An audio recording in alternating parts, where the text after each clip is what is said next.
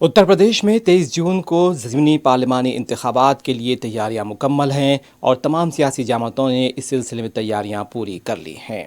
बताया जा रहा है कि इस ज़मीनी इंतखाबात में आज़मगढ़ में पार्लिमानी हल्के में समाजवादी पार्टी इत्तेहाद के उम्मीदवार धर्मेंद्र यादव के लिए इंतखाबी तशहीर के लिए आजमगढ़ पहुंचे सहल देव भारतीय समाज पार्टी के मेंबर असम्बली अब्बास अंसारी ने हमारे नुमाइंदे अब्दुल हलीम सिद्दीकी से बातचीत की। इस दरमियान अब्बास अंसारी ने ज़िमनी इंतखाबात में समाजवादी पार्टी की जीत को यकीनी बताया। साथ ही उन्होंने कहा कि हुकूमत ने जो अग्निपथ स्कीम पेश की वो नौजवानों और मुल्क और हिंदुस्तान के खिलाफ है।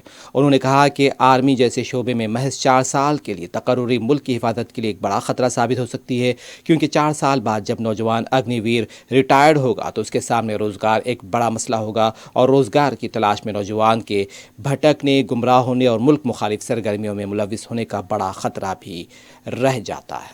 उत्तर प्रदेश की 2 लोकसभा सीटों पर उपचुनाव होना है, आजमगढ़ और रामपुर। आजमगढ़ की लड़ाई बड़ी दिलचस्प होती जा रही है, क्योंकि आजमगढ़ से समाजवादी पार्टी ने अखिलेश यादव के चचेरे भाई धर्मेंद्र यादव को प्रत्याशी बनाया, तो वहीं पर भारतीय जनता पार्टी ने भोजपुरी एक्टर दिनेश लाल यादव उर्फ निरहुआ को प्रत्याशी घोषित किया है। और बहुजन समाज पार्टी ने भी अपने पूर्व विधायक शाह आलम उर्फ गुड्डू जमाली पर दांव खेला है। ऐसे में पार्टी के बड़े नेता लगातार आजमगढ़ लोकसभा क्षेत्र में बने हुए हैं। इसी कड़ी में हमारे साथ मौजूद हैं सुहेल देव भारतीय समाज पार्टी के विधायक और पूर्व विधायक मुख्तार अंसारी साहब के बेटे अब्बास अंसारी। हम इनसे जानने की कोशिश करेंगे कि ये लगातार क्षेत्र में है, माहौल क्या है, समीकरण क्या है। आप लगातार क्षेत्र में हैं, ऐसे में आजमगढ़ का माहौल क्या है लोकसभा का?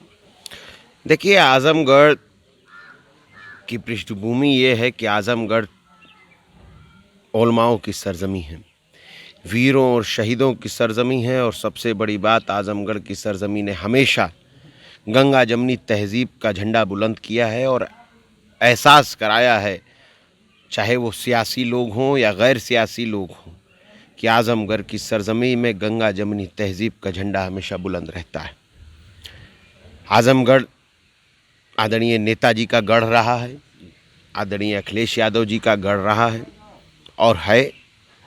और इस बार के चुनाव में क्योंकि समाजवादी पार्टी 111 सीट जीत करके एक मजबूत विपक्ष के तौर पर प्रदेश की सबसे बड़ी पंचायत में पहुंची है, तो एक बड़ा दिल करके राष्ट्रीय अध्यक्ष अखिलेश यादव जी ने अपने लोकसभा पद से इस्तीफ़ा दिया और इस्तीफ़ा दे करके प्रदेश की जनता को, माइनॉरिटी की आवाज़ को, दलितों की, बैकवर्ड की और कमज़ोर फॉरवर्ड की आवाज़ को उठाने के लिए मजबूती से अपने पद को इस्तीफ़ा दिया और इस्तीफ़ा दे करके नेता प्रतिपक्ष के पद को ग्रहण किया और आज हमारी आवाज़ उठा रहे हैं। क्योंकि आप जानते हैं कि जब आप इस्तीफ़ा दे देते हैं तो बाई इलेक्शन होता है। बाई इलेक्शन की तिथि 23 तारीख की है, आज से 4 दिन बाद वोटिंग होनी है। और समाजवादी पार्टी के साइकिल सिंबल पर राष्ट्रीय अध्यक्ष जी अखिलेश यादव जी ने अपने भाई आदरणीय धर्मेंद्र यादव जी को अपना कैंडिडेट बनाकर भेजा है। धर्मेंद्र यादव जी कोई परिचय के मोहताज नहीं है, 2 बार सांसद भी रहे हैं, 2 या 3 बार। मैनपुरी से भी सांसद रहे हैं, बदायूं से सांसद रहे हैं और एक ज़बरदस्त व्यक्तित्व रखते हैं। एक कार्यकर्ता की तरह सबसे मिलते जुलते और सबका साथ देते हैं। यही उनकी खूबी है कि अखिलेश भैया ने उनको चुना है आजमगढ़ के लिए। और आजमगढ़ की जनता के लिए ये चुनाव बहुत आसान है। क्यों? क्योंकि आपने 3 पार्टियों का नाम लिया, चुनाव 2 ही पार्टी लड़ रही है, एक समाजवादी पार्टी और एक भारतीय जनता पार्टी। बीच में जो बहुजन समाज पार्टी है, जो उसके प्रत्याशी हैं, आज से 3 महीना पहले वो पीस पार्टी और MIM में थे। अब MIM को उत्तर प्रदेश और देश ने नकार दिया इस बात को कह करके कि आप बीजेपी की बी टीम है। बसपा को अभी बी टीम की सर्टिफिकेट नहीं मिला है, इसलिए वो वापस उस बी टीम को छोड़ करके इस बी टीम में शामिल हो गए और इस बी टीम से चुनाव लड़ने लगे। आप खुद बताइए, बहुजन समाज पार्टी क्या कहीं बाई इलेक्शन का चुनाव लड़ती है? मगर आजमगढ़ की सीट पे बाई इलेक्शन का चुनाव लड़ेगी और उसके लिए सारी गलतियां करके यही गुड्डू जमाली चचा आज से 3 महीना पहले पानी पी पी कर आदरणीय बहन जी को गाली दिया कर रहे थे। आज उनकी सारी गालियां माफ़ हो गई, क्योंकि हाई कमान से आर्डर आया है कि माइनॉरिटी को लड़ाना है और माइनॉरिटी कोर्ट को डाइवर्ट करना है।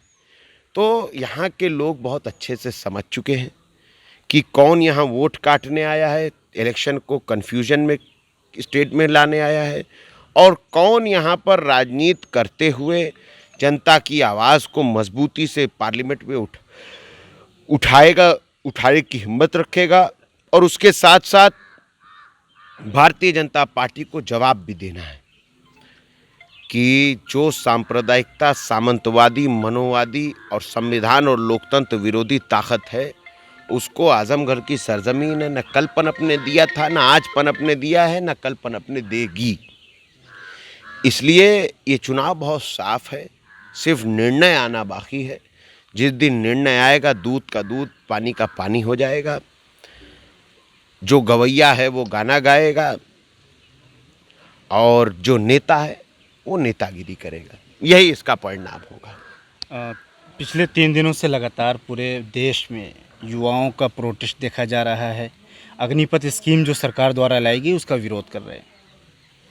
देखिए, सबसे बड़ी दुख की बात यह है कि हिंदुस्तान दुनिया का सबसे ज़्यादा यंगस्टर्स की आबादी वाला देश है। लगभग 60+ % हमारे देश की यूथ है, और शर्म की बात यह है कि दुनिया का सबसे ज़्यादा आज अगर बेरोज़गारी कहीं है तो हमारे देश में है।